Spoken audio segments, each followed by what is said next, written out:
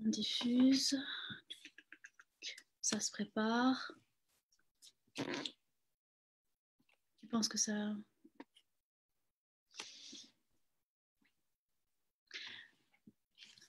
Bonjour tout le monde, c'est Amélie de Otaku Manga Lounge. Alors j'attends juste d'être sûre de tout voir dans mon écran. Vous voici.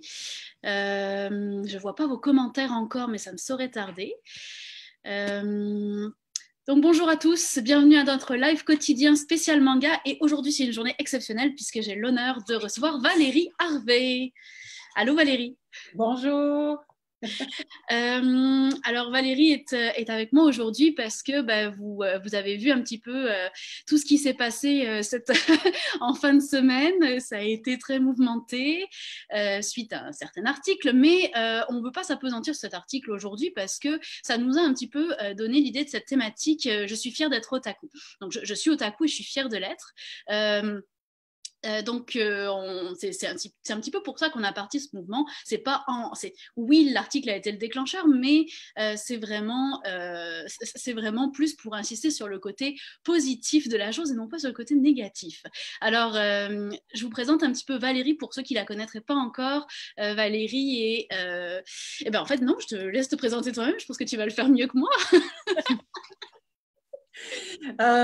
J'écris des livres, donc j'écris des livres sur le Japon, beaucoup. Ça a changé ma vie. Moi, j'ai vécu au Japon en 2006, une année au complet, puis ensuite, je suis retournée 4 autres fois après cette année-là.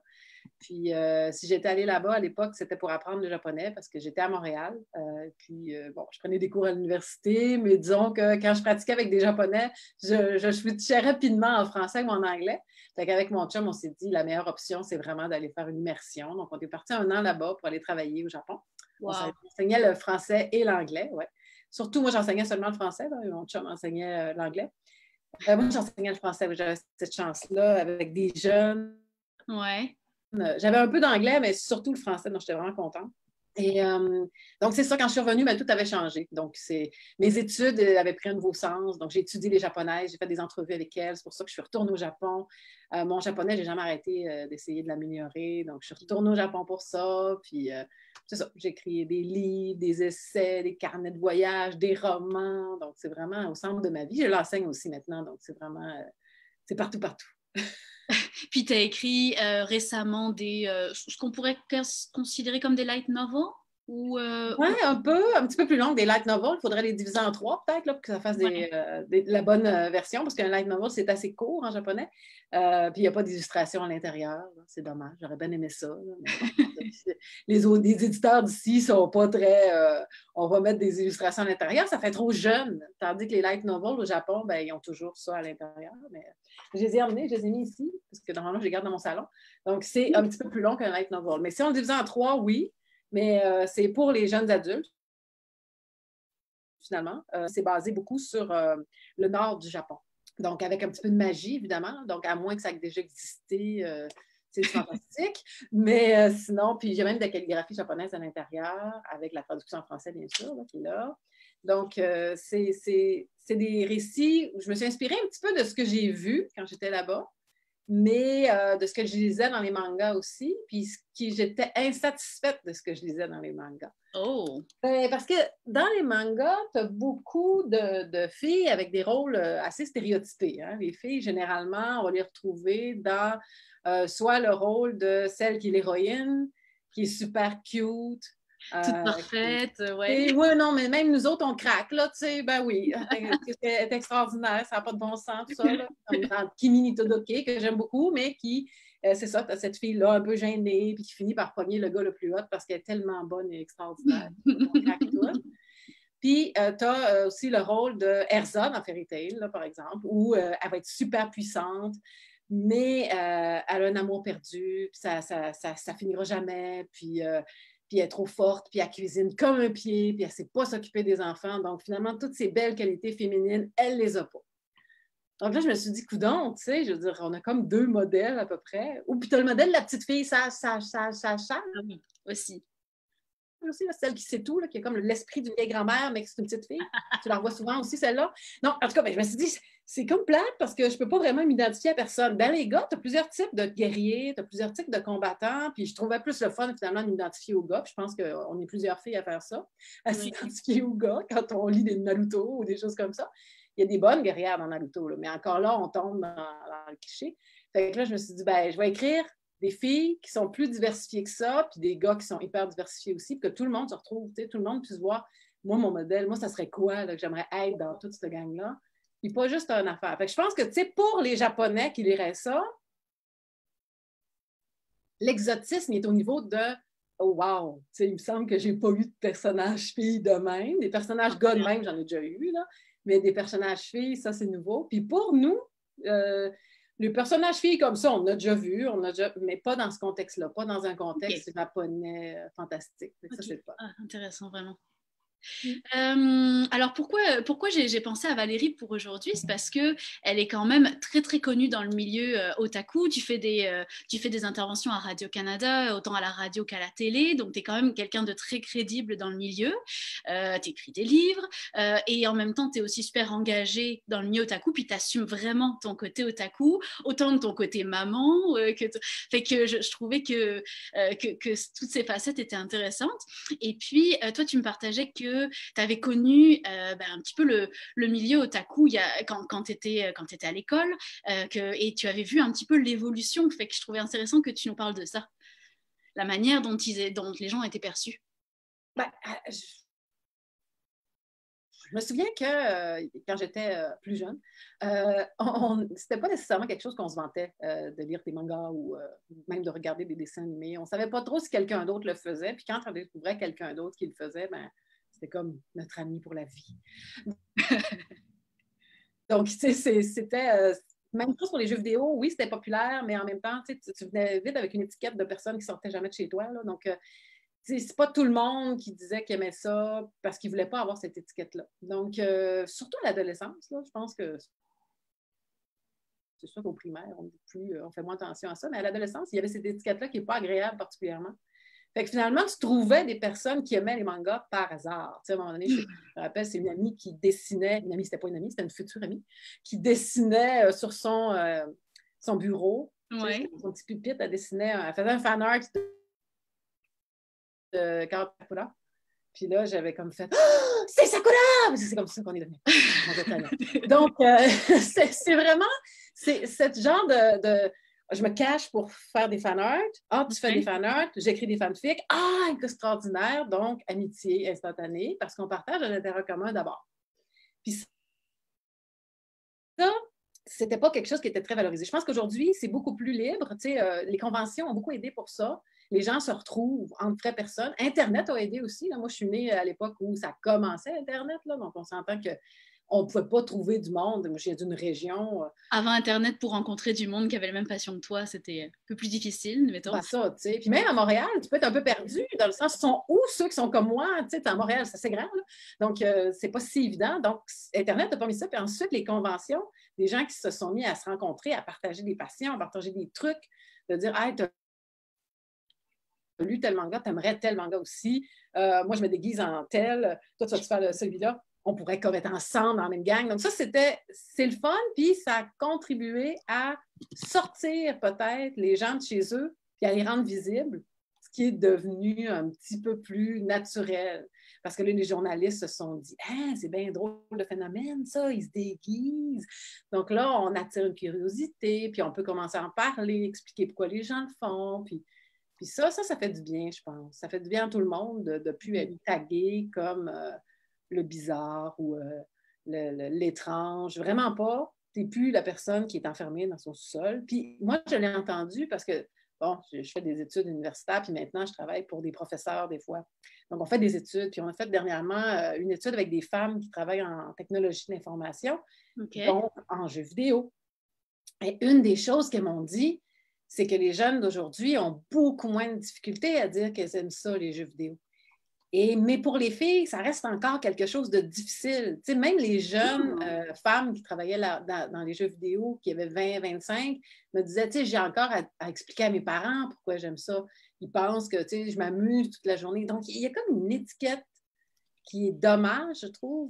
C'est pas ça peut être sérieux, là, tu sais, puis C'est c'est étonnant ça ce que j'essaie de clivage. montrer avec ma vie, là, tu sais, ça peut Ouais. être sérieux. De toute façon, Nintendo l'a dit bien avant moi que ça pouvait être sérieux. Le jeu du premier, C'est c'était un sûr. slogan, si je me souviens bien. C'est étonnant encore aujourd'hui ce clivage entre la perception qu'on a des filles geeks puis des gars geeks. C'est comme... C'est vraiment étonnant parce que pour écrire des articles scientifiques sur le sujet, il a fallu que je fasse des recherches. Et sais-tu que c'est en programmation, quand ça a commencé dans les années 60, hein, les années 60, 70, c'était les femmes qui étaient réputées comme les meilleures programmeuses. On ne voulait pas vraiment les gars. On discriminait les gars. On ne voulait pas les avoir. Oui, parce qu'on disait que les filles étaient plus attentives aux détails. On se remontait avec moins de lignes de code qui faisaient des erreurs. C'est de la discrimination, je ne suis pas d'accord. Complètement. Mais ça a complètement reviré de bord. C'est-à-dire qu'on voulait la minutie des filles, leur organisation pour le langage informatique. Donc, tu avais beaucoup plus de programmeuses que de programmeurs. Et dans les années 70, début des années 80, on a commencé là à sortir des jeux vidéo, etc. Donc, tu as beaucoup plus de garçons qui se sont intéressés au monde de l'informatique. C'est plus devenu un monde de chercheurs puis de spécialistes. Et là, ça a complètement varié, c'est-à-dire que ta passion est devenue ton travail. Si on veut, tu t'es mis à programmer pour faire des jeux et autre chose. Et là, on exclut les filles parce que ceux qui jouaient à l'époque, c'était surtout les garçons.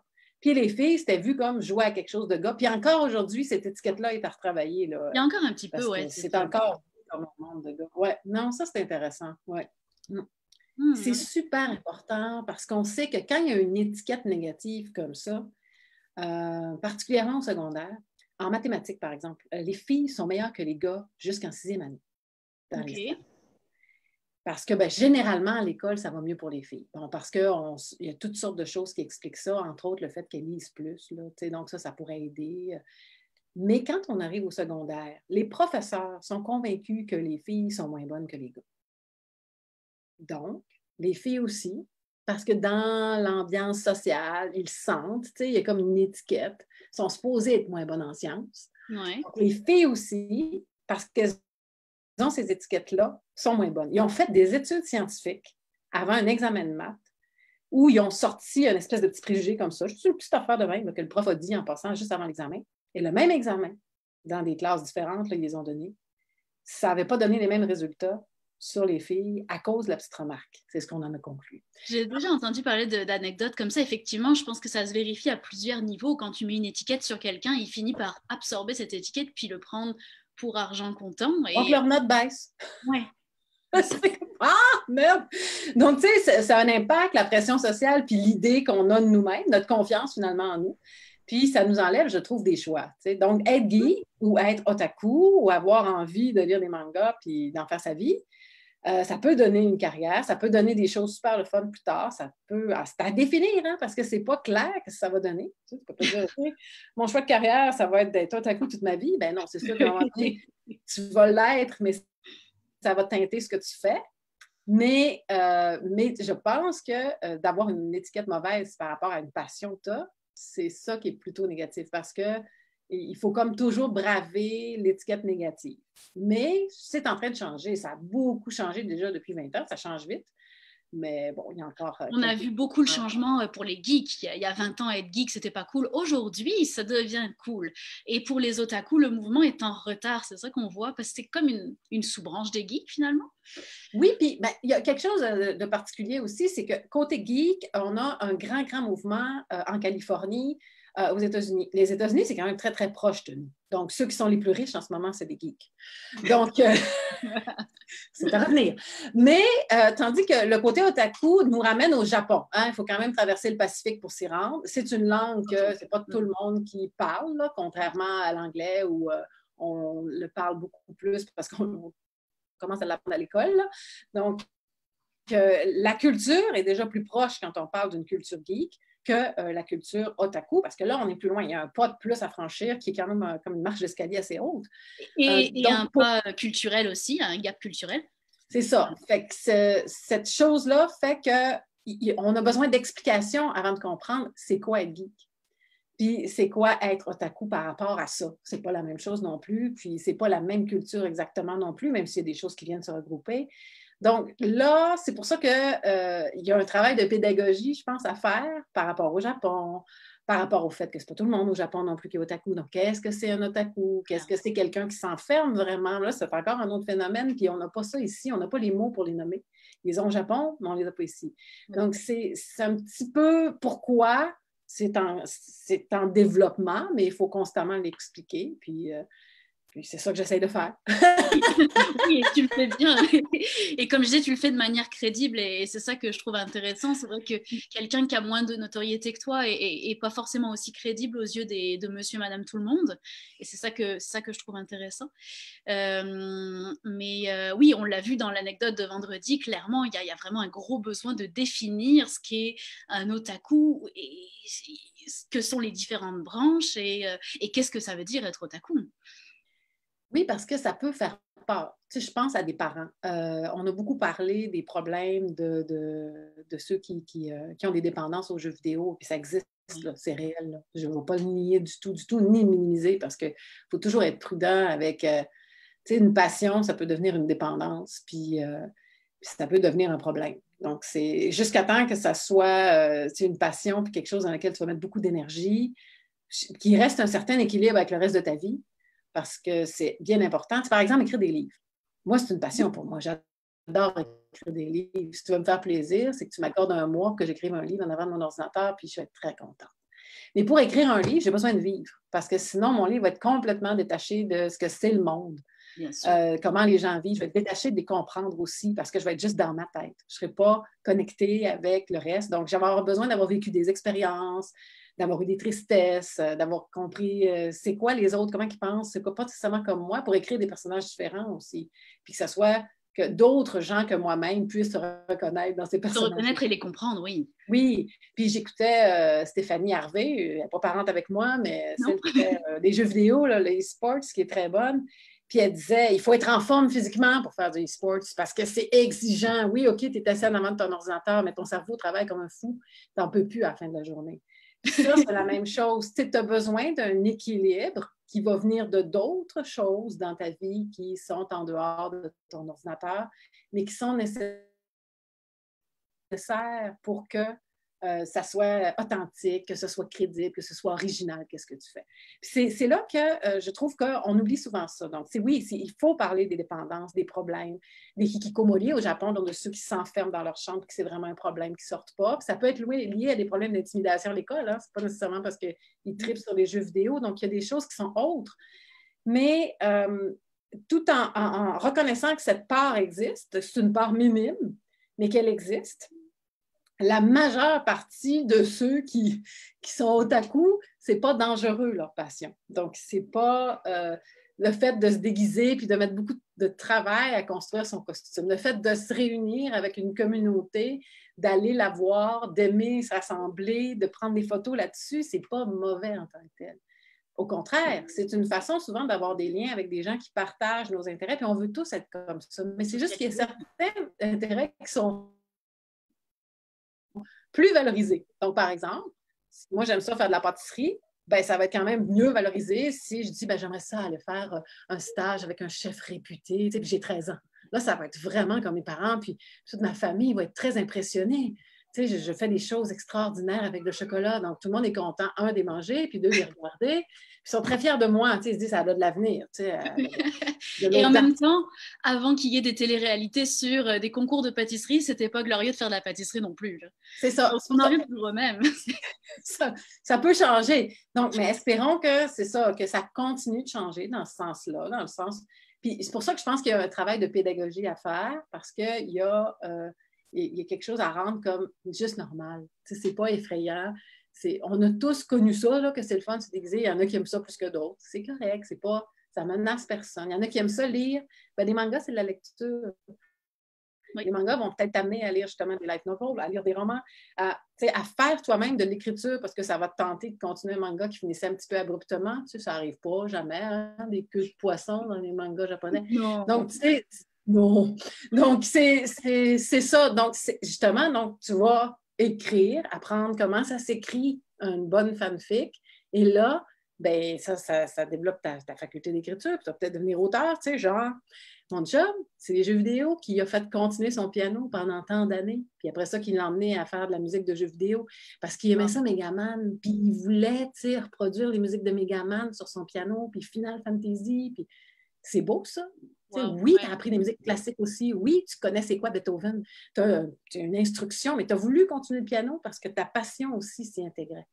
Donc oui, ça peut donner quelque chose qui est valable, qui s'intègre, qui c'est juste une partie de culture de plus. Puis c'est pour ça que je trouve ça dommage qu'on mette tout le côté de culture de côté en disant « Ah non, c'est pas valorisé en ce moment. » Ben là, mais...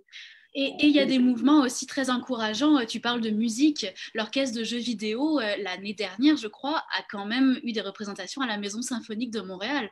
C'est quand même énorme, quoi. Oui, oh, c'est merveilleux. Puis tu sais, je pense à... Voyons, il y a Angèle Coutu ou Jean Dubois, il y a La Pietà, là, qui a fait une musique de jeux vidéo sur... que j'ai tout écouté au complet là, en violon. C'est extraordinaire. T'sais, on a beaucoup maintenant de Québécois, partout dans le monde, là, mais je suis fière des Québécois, qui enregistrent des musiques au piano, qui sont reconnues, qu'on fait jouer. Puis moi, j'aime ça aussi d'entendre une musique que j'ai appréciée dans un manga, dans un animé ou dans un jeu vidéo, puis de la réentendre avec un instrument ou d'une autre façon. Je trouve que c'est vraiment... ça me permet de continuer à aimer ça d'une autre façon. Donc, non, oui, c'est ça. Puis les gens composent aussi. Il y en a qui ont des compositions originales maintenant. Donc, non, on peut vraiment, je pense, à partir d'une passion, puis je pense que c'est nécessaire même de se baser sur une passion pour aller vers quelque chose. Tu sais. Moi, c'est ça qui m'a poussée à apprendre le japonais. Là. Donc, c'est le fun. Mais hein. Puis toi, comment est-ce que tu as fait pour... Tu disais au début, quand tu étais à l'école, tu te cachais pour... comme un peu tout le monde, personne n'osait avouer trop cette passion. Tu parles de ton ami qui dessinait sur un petit coin de table en se cachant. Comment tu as fait, toi, pour assumer ce côté otaku? Moi, mon amie, là, je l'ai rencontrée, j'étais à l'université. Ça a vraiment pris du temps. Donc, c'est elle qui m'a fait découvrir les mangas. Donc, moi, je n'ai pas commencé par ça. J'ai commencé par apprendre le japonais parce que j'apprenais des langues. Puis, tu sais, je voulais comme toutes les tester.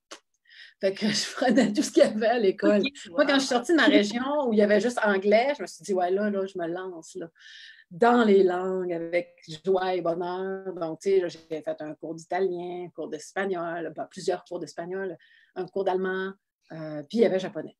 Bon, okay. J'ai tout oublié le reste quand j'ai appris le japonais, parce que j'aimais trop le japonais, puis je ne pratiquais pas le reste. Mais c'est là qu'à partir de ça, moi, c'est la sonorité du japonais qui m'a attirée au début. Puis après, j'en suis venue à la culture. Donc, parce que tu ne peux pas apprendre une langue si tu n'apprends pas sa culture, ça vient ensemble. Non, ça n'a pas de sens, effectivement. C'est intégré dans la langue, la culture, donc c'est clair que tu vas l'avoir. Et donc là, c'est là que j'en suis venue à lire des mangas, à me rendre compte que ce que j'écoutais à la télévision, c'était des dessins animés, puis je ne le savais pas. Parce que, tu sais, c'était traduit en français, puis ça passait inaperçu. Oui. Donc, c'est là que j'ai commencé vraiment à aller plus. Puis je continue encore mon apprentissage. On n'a jamais fini, je pense, de découvrir ce monde-là, puis d'enrichir toute la variété de ce qu'il y a à découvrir du côté de la culture japonaise. Là. C'est ça qui me fascine encore. Là. Donc, je n'aurais pas fini. C'est sûr. Tu sais que moi, je suis rentrée dans la culture japonaise par le karaté. À la base. Oui, à 8 ans, j'ai commencé le karaté et puis là, tout le monde à l'école me disait « mais c'est un sport de garçon, pourquoi tu fais ça ?» C'était vraiment du karaté très traditionnel et donc, on nous enseignait toujours un petit peu la philosophie japonaise, la culture, etc. Et puis c'est comme ça que je suis rentrée là-dedans et ensuite par les mangas. Ah, c'est vraiment intéressant parce que puis, je pense qu'il y a des gens qui ne sauront même plus quand est-ce qu'ils ont commencé à rentrer dans la culture japonaise. Tu sais, je pense, tu t'as parlé tantôt que j'étais maman. Ben, moi, mes enfants, Léo, il est made in Japan. Tu sais, fait que il y a un nom japonais aussi parce que, bon, on l'a ramené du Japon. Puis, il est allé au Japon très, très petit. Puis, il a entendu le japonais, il était tout petit. Ma petite fille aussi, c'est la même chose. On l'a emmené au Japon, elle a fait ses premiers pas là-bas. Elle... Tu sais, le japonais, c'est pas nécessairement une langue si étrangère que ça. Surtout que je leur enseigne, là, ils savent toutes les hiragana. Léo, c'est aussi des kanji, mais Amy, elle a 5 ans. C'est toutes ces hiragana. On est en train d'y apprendre l'alphabet, là, parce que là, mon c'était le temps que... Prenez des leçons, tout le monde. Oui, mais ça, elle va l'apprendre à l'école. Fait que je m'inquiète pas, tandis qu'il n'y a personne qui va y enseigner les hiragana. Non, c'est sûr. Puis c'est bien quand tu les apprends jeunes, parce qu'on sait tous à quel point les apprendre plus tard, ben des fois, c'est difficile. plus long. Moi, j'oublie les katakana une fois sur deux, tu peux être sûre. C'est juste plus long. Ça s'apprend, mais c'est plus long. Moi, je me dis, tabarouette, s'ils les ont intégrés à 5 ans, là, ils ont une avance sérieuse sur moi. Puis je trouve ça beau parce que je me dis, il y a plus en plus de gens comme ça où ils ne sauront pas quand est-ce qu'ils ont commencé à triper là-dessus. Parce que le Japon, au fond, là, il y a un avantage par rapport à bien des cultures, c'est que pour chaque âge, il y a quelque chose qui peut te plaire, qui va être différent. Tu sais, moi, je ne tripe plus bien sur Dragon Ball. Bon. C'est possible. À mon âge, peut-être moins un peu. Ça peut être le fun encore, parce que mon fils il aime bien ça. Ben oui. C'est souvent le fun quand ça a été ton premier manga, puis que là, c'est souvenir, mais si c'est pas le cas, effectivement, forcément, à un moment, tu passes l'âge. Puis là, je ne veux vraiment pas lancer de patates à ceux qui aiment pas de débat sur Dragon Ball aujourd'hui. Je partage. Mais en même temps, bon, je suis rendue à autre chose. Je veux un petit peu plus de complexité dans le scénario, un peu moins de répétition aussi. Donc, mais je pense que pour chaque âge, il y a quelque chose d'intéressant. Tu sais, la tout petite, elle, tu sais, avais Doraemon qu'on n'a pas ici, là, mais tu sais, tous les Pokémon. Puis les Pokémon, je pense que Pokémon est le meilleur exemple de la complexification qu'on peut faire dépendant des âges, parce que plus tu avances, plus il va y avoir les jeux avec les cartes. Puis là, si tu veux essayer de jouer, ben, ça prend quand même un certain âge, là, parce que les règles sont... Puis là, si tu aimé ça, ben, il y en a d'autres des plus complexes. Puis c'est intéressant parce que les Japonais ont beaucoup développé ça. Tu sais, ils vont beaucoup par section, ils essaient de développer aussi par âge. Donc, tu sais, si tu aimes les jeux vidéo, si tu aimes les arts martiaux, il y a beaucoup de gens qui arrivent au Japon par les arts martiaux. Puis comme tu dis, c'est une affaire de gars, souvent. Ben, il y a plus de gars qui font des arts martiaux. Il y a plus de gars qui jouent aux jeux vidéo aussi. Puis, il y a plus de gars qui donc sont attirés par la culture japonaise. Moi, je l'ai remarqué. Parce que quand je suis allée au Japon 1 an, j'enseignais le français et l'anglais. Donc, j'étais annoncée comme prof. Il y avait beaucoup plus de demandes. Là, je me dis, mais qu'est-ce qui se passe? Tu sais, pourquoi j'ai tant de demandes? Puis je le demandais à mes étudiants, puis tout ça, puis il n'y a personne qui me disait pourquoi. OK. Mais à un moment donné, il y a une de mes étudiantes qui me dit, on préfère que ce soit une fille. Je dis, ah, ouais. Puis c'est vrai, il y a beaucoup moins de filles qui partent au Japon 1 an comme ça. Fait que toutes les filles, je vous encourage à partir. Si vous voulez partir, vous allez être plus rares. Donc, on va vous rechercher parce que vous êtes plus rares. Je me disais, oui, mais puis, tu sais, mon chum, il fait bien ça, puis il enseigne bien mieux l'anglais que moi. Tu sais, mon anglais, c'est pas ma langue maternelle, lui, oui. Ils me disent, oui, mais, tu sais, quand une maman laisse son enfant avec quelqu'un dans un local pendant 1 heure, elle préfère que ce soit une fille. Je dis, bon, OK, ouais, mais bon. OK. Puis là, l'autre a fini par me dire, ouais, puis on est tanné de se faire cruiser. Oh! Oh! Alors, les gars, si les gars l'écoutent en ce moment, s'il vous plaît, il y a une espèce de... Peut-être un stéréotype, je ne le sais pas, je ne l'ai pas expérimenté, mais il y a un stéréotype de gars qui tripe sur la culture japonaise, qui veut se trouver une blonde japonaise. Donc là, il y a beaucoup de femmes qui ne veulent pas se faire enseigner par un étranger gars parce qu'ils se disent, ah, il va essayer de me causer, puis je ne saurais pas comment dire non parce que je veux rester poli.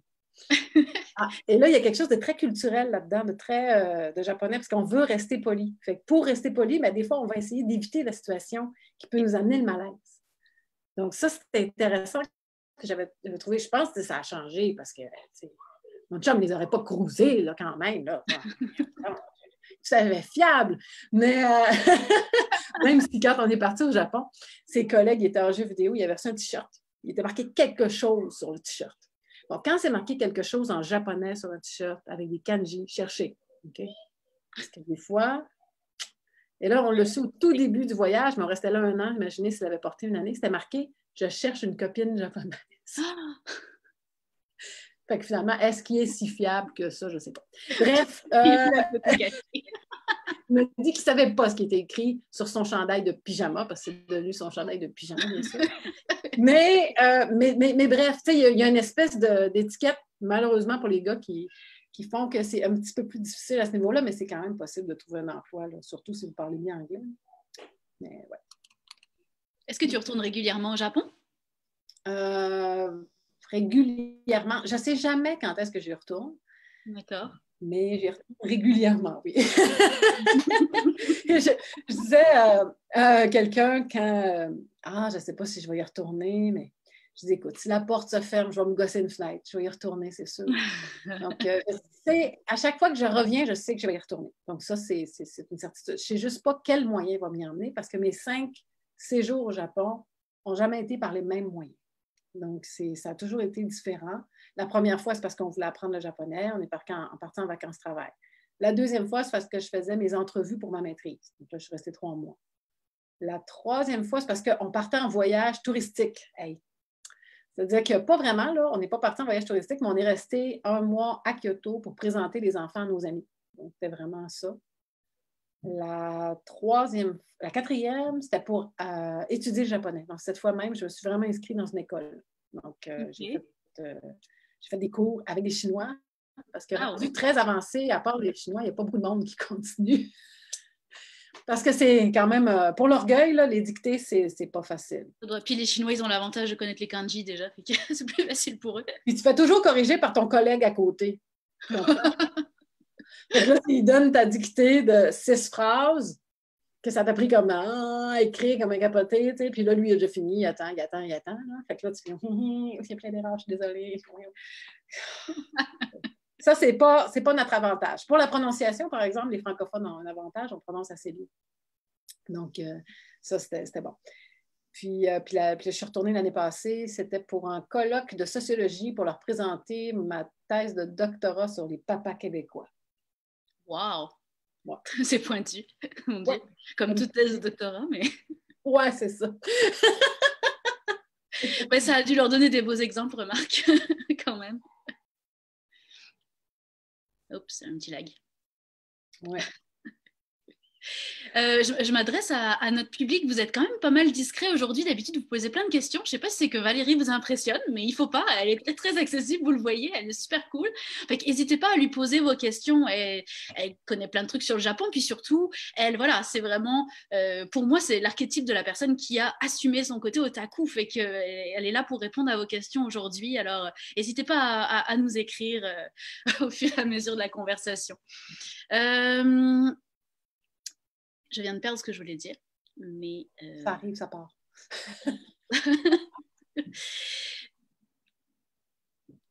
je suis désolée.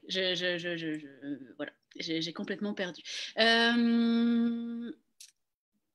Oui, si, voilà, j'ai retrouvé ce que je voulais dire. Toi qui parles quand même souvent à Radio-Canada, t'es quand même arrivé à amener ce point de présenter des sujets qui sont très, très, très otaku dans un média qui est très grand public. Comment ça s'est passé pour faire accepter ce genre de sujet à la base? Est-ce que ça a été difficile ou est-ce que... Ils sont venus me chercher parce que j'avais fait ma maîtrise sur le japonais. C'était, veux pas... Pour aller chercher une certaine légitimité, je pense qu'on fait tous, mon chum a fait sa formation en musique, donc on peut aller chercher quelque chose de très sérieux. Moi, j'avais parti une maîtrise en sociologie. Donc, j'étais retournée aux études après être revenue du Japon parce que je n'avais pas fait ça, moi, sociaux. J'avais fait communication puis littérature française.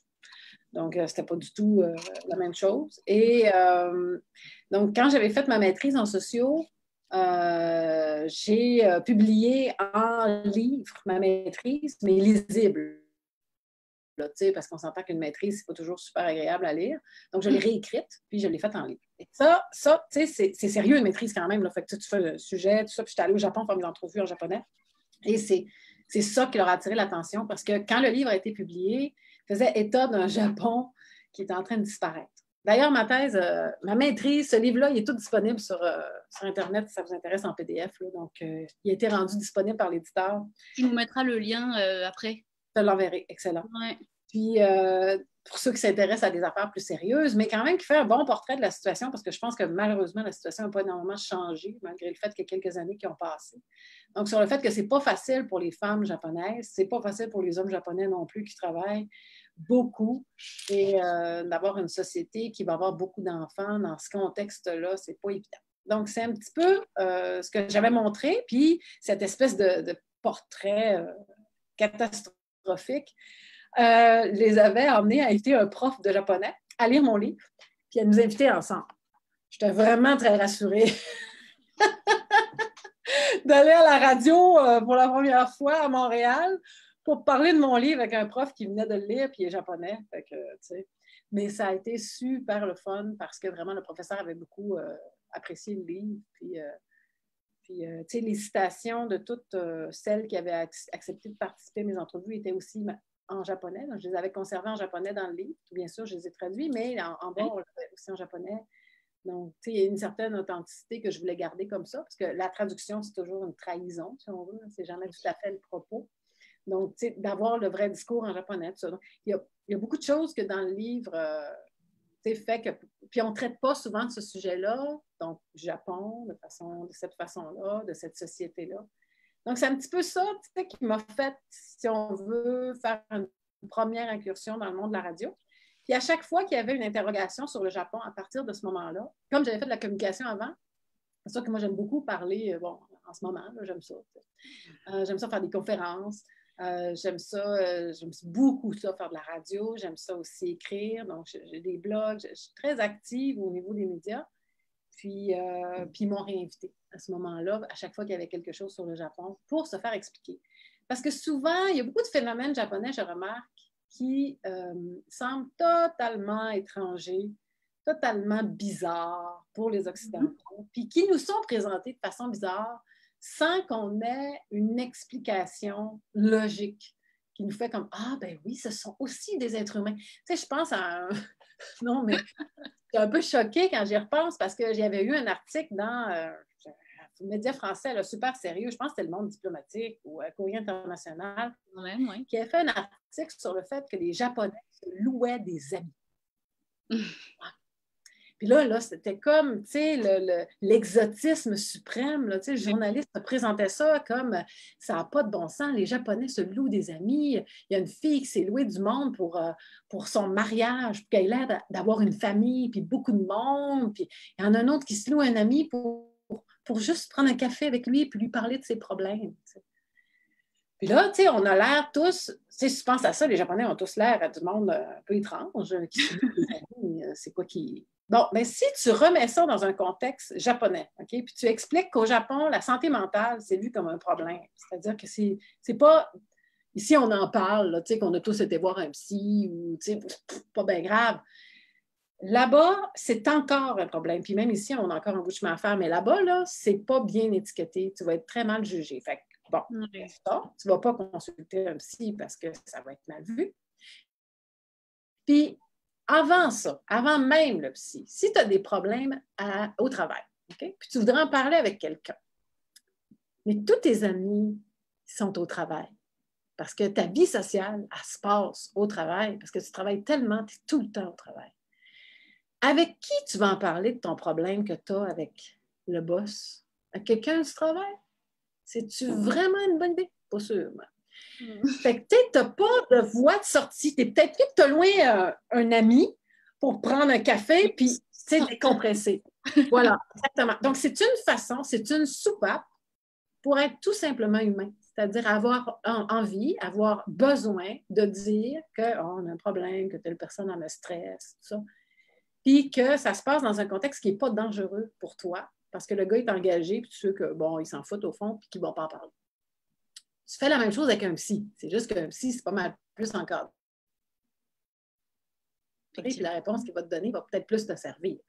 Mais dans un contexte où il y a une pression sociale qui est mal jugée, peut-être que tu ne vas pas y aller vers le psy, tu es mieux d'aller vers l'ami loué. Ben moi, je trouve que comme créativité pour trouver une solution à un problème qu'on a tous comme société, hein, parce qu'on a tous besoin de parler à quelqu'un, c'est quand même génial.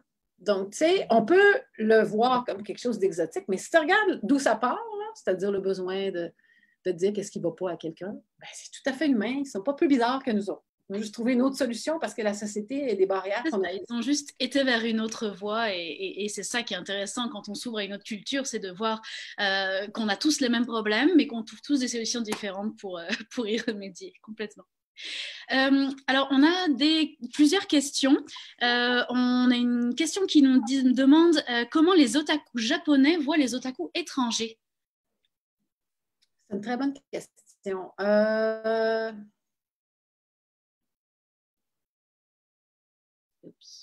Généralement, ils ne vont pas laisser rentrer les otaku étrangers parce que au Japon, ils sont malheureusement encore mal étiquetés, les otaku japonais. Oui. Ici, on a beaucoup plus démocratisé le fait d'être otaku. Bonne nouvelle quand même. Oui, oui, non, félicitons-nous, bravo. Mais au Japon, c'est pas encore in d'être otaku. Et si tu es un otaku adulte, c'est-à-dire que tu as passé l'âge de 18-20, là tu es vraiment étrange. Donc, c'est pas pour rien que, par exemple, toutes celles, c'est souvent des filles qui font du BL, là, toutes celles qui font du Boys Love vont le faire sous des pseudonymes. Pseudonyme, oui. Ben oui, parce qu'ils font ça en dehors de leur vie normale. Puis les gens qui appartiennent à leur vie normale ne savent pas qu'ils font ça. Donc, c'est bien important parce qu'ils vont être mal jugés. Alors qu'ici, on se déguise, on poste nos photos de cosplay sur Facebook, ma tante, c'est pas grave. Mais c'est ça.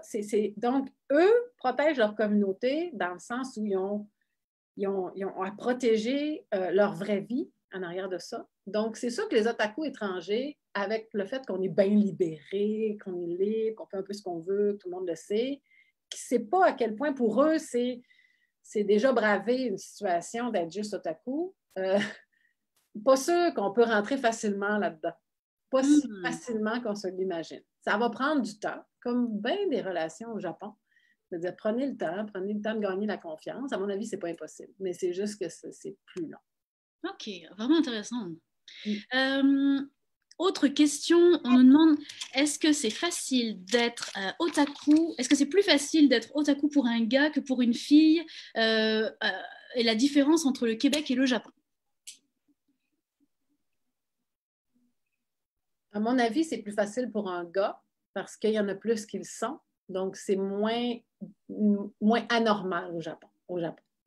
Donc, là-bas aussi, il y a plus de gars qui se revendiquent de jouer aux jeux vidéo. Puis vous l'avez vu, là, les stéréotypes qu'on voit dans les dessins animés de filles, j'en ai parlé au tout début.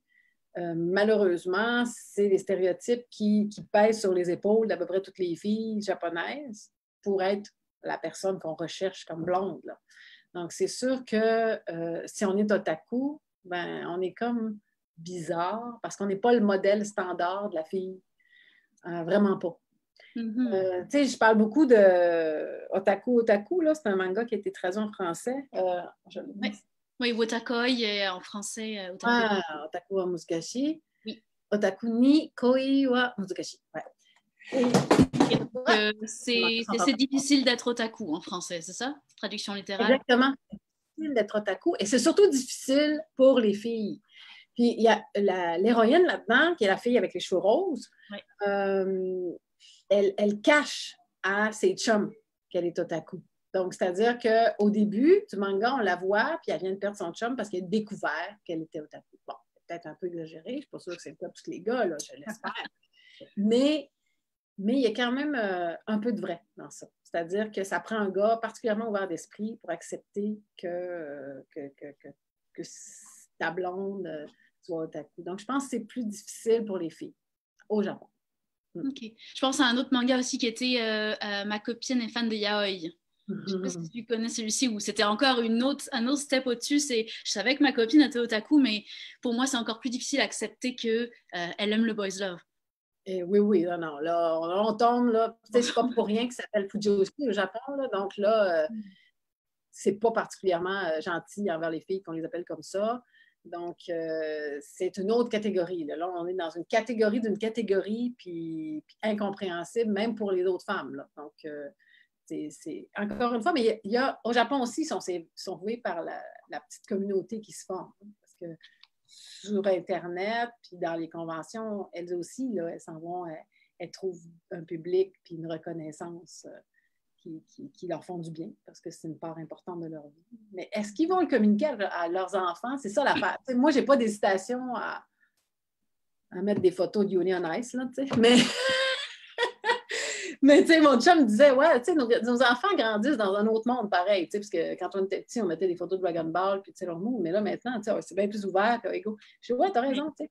Mais je pense que c'est plus dur au Japon, parce qu'ils ont toutes des cases sociales assez cadrées. Fait que, pour faire exploser ça, là, ça prend beaucoup de courage. On en est loin encore, effectivement. Mm. Mm. Bon, on a une autre question, mais qui n'a pas vraiment à voir avec notre sujet, mais tu peux répondre si tu veux. Est-ce que les sushis sont meilleurs au Japon qu'ici? J'aime ça, cette question-là. Ils sont super différents. OK? Je ne peux pas juger, ça dépend de vos goûts. Mais ils sont moins diversifiés. Donc, on va avoir beaucoup plus de sashimi. Donc, sushi avec aussi juste le poisson. Vous allez avoir le nigiri aussi, beaucoup plus. C'est beaucoup plus apprécié les nigiri, dans toutes les formes avec le poisson sur le dessus. Le maki, il y en a aussi, ceux qui sont roulés. Mais ça va être presque uniquement, c'est rarement des mélanges. Puis quand il y a des mélanges, tu sais, c'est pas beaucoup de mélanges à la fois. Alors qu'ici, je vous disais, tu sais, le Japon a l'avantage et le désavantage d'être très cadré. C'est-à-dire que donc, ça donne des choses extraordinaires. Tu sais, pour le dessin du manga, ça va respecter toujours la ligne, ça va être toujours fin, magnifique. Tu sais, les combats vont être dessinés d'une certaine manière. Tu sais, quand on fait la cérémonie du thé, c'est très cadré, c'est très beau. Les arts martiaux, c'est tous des exemples de cadre. Ben, c'est un petit peu la même chose quand on fait du sushi. Hein. Donc, tu sais, créer un nouveau sushi en mettant du fromage à la crème, là. Moi, j'en ai parlé à des amies japonaises que je disais, on va de la clémentine, puis il y a une madame plus âgée à qui je raconte ça, puis elle avait des palpitations, là, ça se voyait. Donc, elle me disait, oh non, jamais je pourrais manger ça. Donc, c'était vraiment pour elle, là, c'était un sacrilège. C'était super drôle parce qu'on a beaucoup ri, mais c'est très différent. C'est-à-dire qu'ici, on s'autorise une créativité dans le sushi qui ne fait pas nécessairement toujours de bons sushis. La créativité, ça peut amener des bonnes et des moins bonnes choses, mais il y a ça. Alors qu'au Japon, non, la créativité dans le sushi, étant donné que c'est un domaine qui est quand même très important, très cadré, ben, c'est pas valorisé, mais il va y avoir des qualités de coupe de poisson, des poissons que vous n'aurez jamais goûtés, qui sont... ça n'a rien à voir avec ici. Là. Donc ça, puis le riz, hein, le riz. Il y a quelque chose sur le riz au Japon que c'est peut-être parce qu'on ne peut pas le faire cuire avec la même eau, je ne le sais pas, mais qui n'est pas la même chose non plus. Donc, ça paraît dans le sushi. Donc, oui, oui. Donc, le sushi au Japon est magnifiquement bon, mais j'aime beaucoup la créativité des sushis d'ici aussi. Donc, j'aime les deux. C'est différent. Ouais. On tire sur la fin, mais je voulais encore aborder un sujet. Je trouvais intéressant de faire le parallèle vraiment avec les mangas dans le sujet d'aujourd'hui, parce que ce qu'on veut en fait aujourd'hui, c'est montrer aux gens qu'ils peuvent être fiers de ce qu'ils veulent et qui ne doivent pas avoir honte d'afficher leur couleur, que ce soit otaku ou autre. Et on retrouve souvent cette thématique dans les mangas, particulièrement dans les shonen, avec ce héros qui est différent des autres, puis qui va tirer parti de ça. Qu'est-ce que tu... Je pense que moi, je pense que c'est c'est à la fois très, très difficile de rester authentique. On a tous quelque chose, je pense. Ça peut être otaku, ça peut être bien, bien des affaires qui fait qu'on n'est pas tout à fait comme on voudrait être dans le moule. Hein. Parce qu'il y a, même si on est moins cadré qu'au Japon, il y a quand même un moule, puis on le ressent tous, qu'est-ce qu'il faudrait qu'on soit comme fille, qu'est-ce qu'il faudrait qu'on soit comme gars, qu'est-ce qu'il faudrait qu'on soit comme blonde, comme chum, puis et c'est quoi le modèle de... Puis, donc, d'être différent de ça, d'être... ça fait du bien de trouver des gens qui vont l'être, je suis d'accord. Mais en plus, je pense que c'est ça qui fait qu'on apprécie plus sa vie, puis qu'on va former une vie qui va nous ressembler aussi. Donc, tu sais, ça va dans les deux sens. Puis, en tout cas, moi, c'est sûr que j'ai 40. Là, tu sais, j'ai donc expérimenté, puis j'arriverais pas à retourner en arrière en faisant autrement. C'est-à-dire, oui, OK, j'ai peut-être pas la même sécurité que si j'avais choisi une carrière peut-être plus linéaire. Que si je m'étais branchée avant. Mais dans mon cas, j'avais le goût d'explorer tellement de choses que c'était ma façon à moi, par le Japon, par ma passion, d'explorer à travers une passion plein de sujets. Donc, c'est un petit peu c'est ce qui fait qu'aujourd'hui, ben, tu peux faire appel à moi pour telle réponse. Puis je pense que ça t'enrichit même sur le regard que je porte sur le Québec aujourd'hui. C'est-à-dire que d'avoir vécu ailleurs, de parler une autre langue, donc d'avoir des concepts différents dans ta tête pour réussir à parler de quelque chose, d'avoir dû faire attention à la manière dont tu disais les choses parce que tu es ailleurs, parce que tu es dans une autre culture, d'avoir été forcé de comprendre que ce que je pensais qui était universel ne l'est pas, d'essayer de comprendre pourquoi l'autre, non, il n'est pas si bizarre, même si ça me semble bizarre, qu'est-ce qui se passe. Ça m'enrichit comme personne, je pense. Je suis convaincue, puis ça me fait aussi penser avant d'affirmer quelque chose. Tout à fait. Je comprends tout à fait, je suis moi-même immigrante, donc c'est exactement ça que j'ai vécu et que je continue à vivre de temps en temps. Mais oui, mais oui. Puis ça nous aide après parce qu'on devient moins catégorique sur la bonne chose, moi je pense. Puis quand on est moins catégorique, ben, on est déjà toujours en mode attentif, ouverture. En tout cas, je vais essayer de cultiver toujours cette. Puis je pense pas juste par rapport au Japon, mais par rapport à tout. Par rapport, puis les enfants font la même chose. Les autres aussi, ça arrive avec leurs nouvelles idées à eux, puis ça enrichit ta vision. Donc, vivre en n'étant pas fermé à tout ce qui nous semble étranger, ce qui nous semble bizarre, puis essayer de le comprendre, même si on n'est pas obligé de l'approuver. Là. Moi, j'aime ça, les sushis de créativité. Là. Je ne suis pas japonaise, là, mais je ne vais pas les condamner du tout. Je les trouve bons aussi. Je pense que c'est ça, cette diversité de choses-là te permet d'avoir un regard unique. Au bout du compte, c'est ça qui va faire que tu n'es pas pareil comme l'autre d'à côté. T'sais. Et ça, c'est important parce que c'est les multiples façons qu'on est différent qui fait un monde où on va trouver des solutions. Puis en ce moment, on a beaucoup besoin de ça. Pensant en dehors de la boîte, on est en contexte de pandémie. Là. Ben, c'est le contexte qui nous sort des systèmes dans lesquels on fonctionne normalement.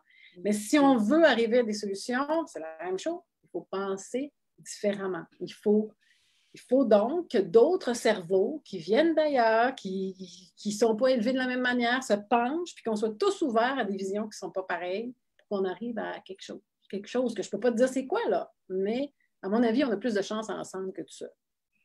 Et nous-mêmes, au sein de la communauté otaku, être ouvert au fait qu'il y a des gens, qu'on est tous différents aussi, même au sein de cette communauté-là, qu'il y a des gens qui veulent s'investir plus, d'autres qui connaissent moins, qui voudront survoler.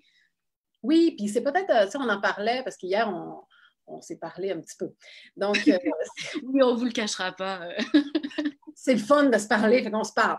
Mais c'est une des choses à faire attention, je pense, parce que toute communauté qui veut avoir une certaine légitimité, on veut être crédible, on veut être sérieux, on va avoir tendance à se mettre des règles. Puis dès qu'on met des règles, il y a certaines personnes qui deviennent comme plus... ils deviennent qui jugent ceux qui ne respectent pas les règles. Je pense au cosplay, par exemple. C'est extraordinaire. Il y a des gens là, qui font des costumes, là, je suis jalouse. C'est tellement beau. Là. Je me dis, mais le travail qu'il y a là-dedans, c'est extraordinaire. Puis c'est ça, ils le font. C'est tout à la main. Ils ont suivi les règles là, du professionnalisme du cosplay.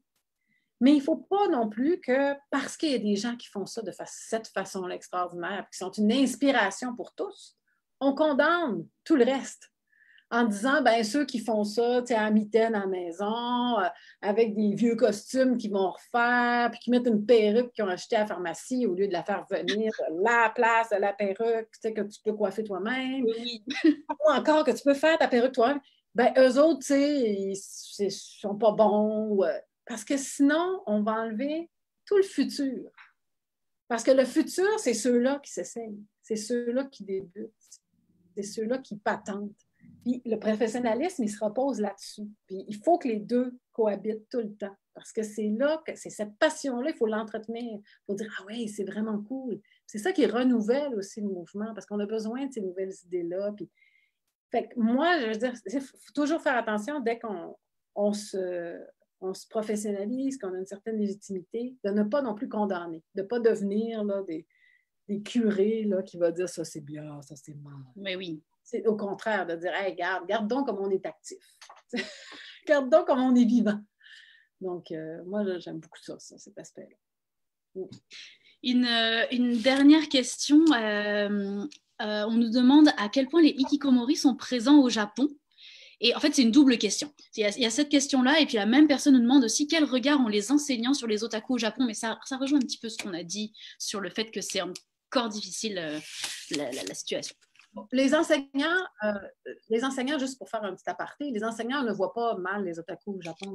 Les enseignants sont des adultes, puis ils sont habitués de faire affaire avec les jeunes. Puis quand on est ado au Japon, c'est pas mal vu. Donc, c'est vraiment quand on va repasser l'âge de l'adulte là, que ça devient plus caché, je dirais.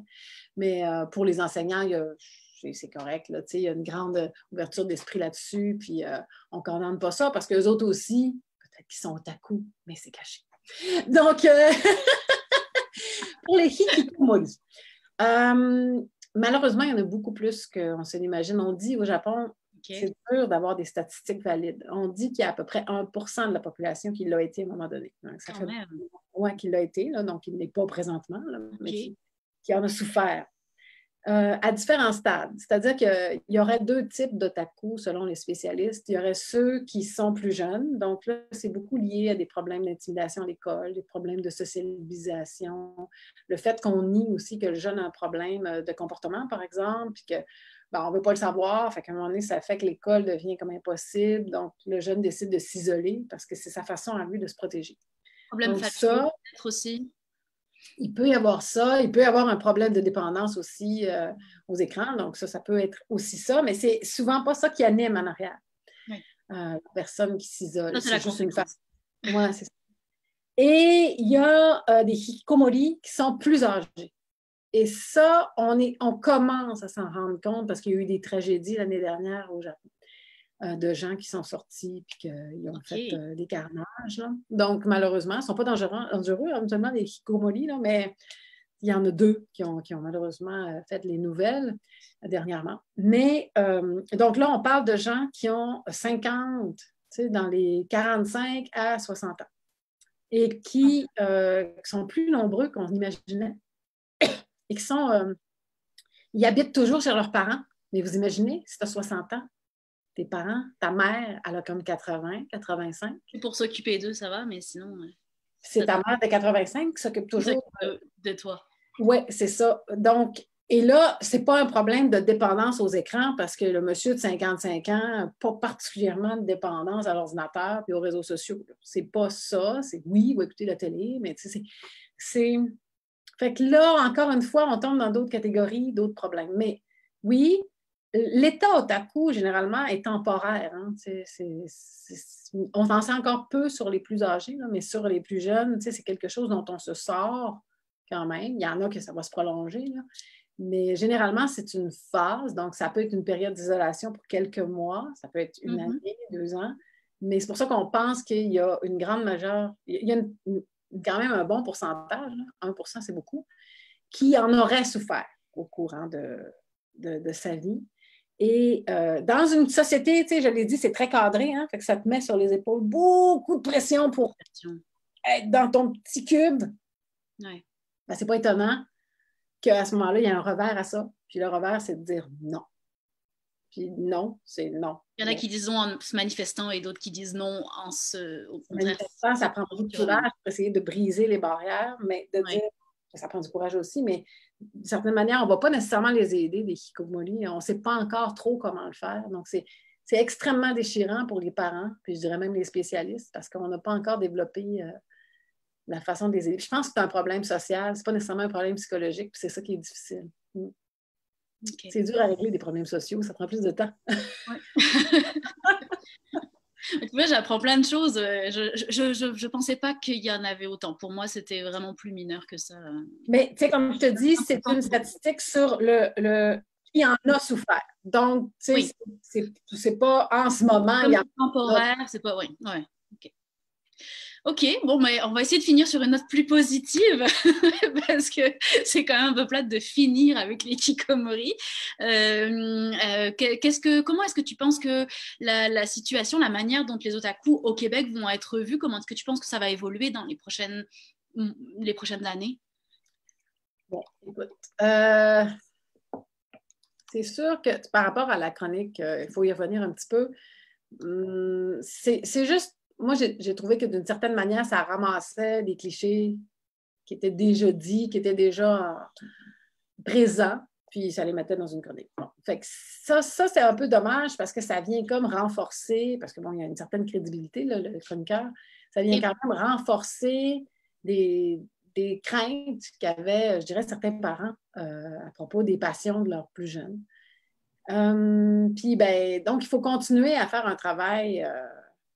Moi, c'est ça que j'essaie de faire. Donc, comment ça va évoluer? Il va y avoir, parce qu'on fait des conventions, parce qu'il y a de plus en plus de monde qui en parle, parce qu'il y a de plus en plus de jeunes qui en parlent avec leurs parents, qui leur expliquent, puis leurs parents voient bien qu'ils ne sont pas dangereux. Là. Donc, que leur passion n'est pas dangereuse, qu'elle ne coupe pas toutes, qu'ils sont ouverts au monde. Donc, c'est une autre façon d'avoir accès à la culture aussi, je pense. Et donc, c'est ça que de rendre ça normal, de toujours expliquer. Je pense qu'on va y revenir, puis il va falloir continuer. C'est sur le long terme, mais ça a tellement changé vite en 20 ans, par exemple, qu'à mon avis, ça va continuer de changer encore à vitesse exponentielle, là, parce que ça va devenir de moins en moins étrange, puis on va embarquer de plus en plus de monde dans ça, dans notre passion. Puis tout ça. Puis je pense que, tu sais, j'ai des amis qui sont intéressés par les BD. Au Québec, là, c'est comme la même chose en France. Beaucoup de monde qui aime ça, la BD. OK? Puis là, quand tu leur parles de la BD japonaise, ben, ils s'imaginent juste qu'est-ce qu'ils ont connu quand ils étaient plus jeunes, là, qui peut être Dragon Ball ou Sailor Moon, là, qui étaient à peu près les deux, là, qu'il y avait pour les plus jeunes. Mais c'est tellement plus diversifié que ça. C'est ça qui est le fun, tu sais. Puis on a Netflix maintenant qui fait des lives avec beaucoup, beaucoup de mangas. Oui. Qui permet vraiment à tout le monde de découvrir cette culture. Exactement, tu sais. Tokyo Midnight Dinner, là, c'est un manga à la base. Oui. Donc, tu sais, c'est beaucoup d'adultes qui écoutent ça, comme, ah, c'est tellement beau. Oui, La cantine de minuit, le titre du manga. La cantine de minuit, exactement. Puis ben, c'est beau, mais sais-tu que c'est dessiné, ça?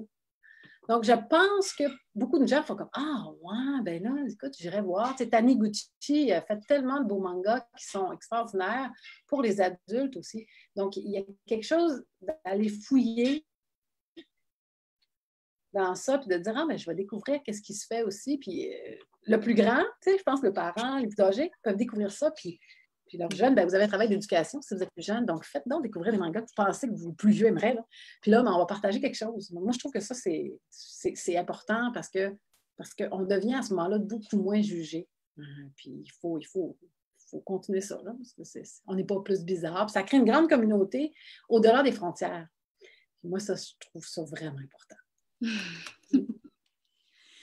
Pour terminer, petit commentaire de quelqu'un qui nous regarde, Charles, qui dit que tu devrais ouvrir qu'on devrait nous ouvrir une maison d'édition spéciale manga ensemble.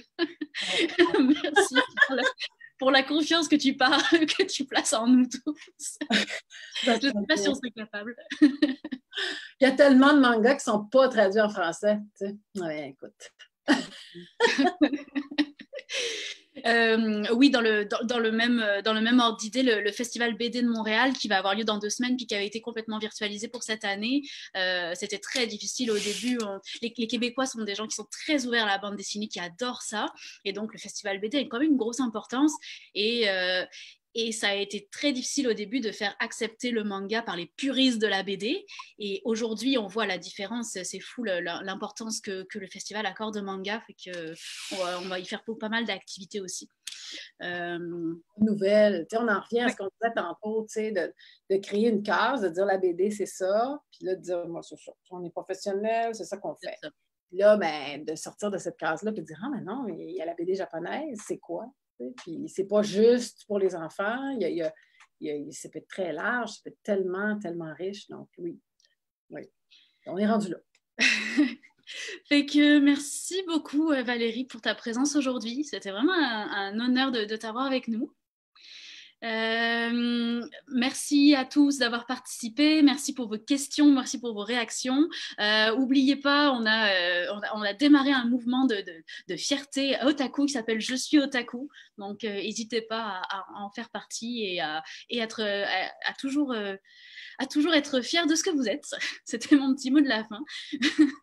Mais que merci beaucoup à tout le monde et bye bye, à bientôt. Merci Valérie.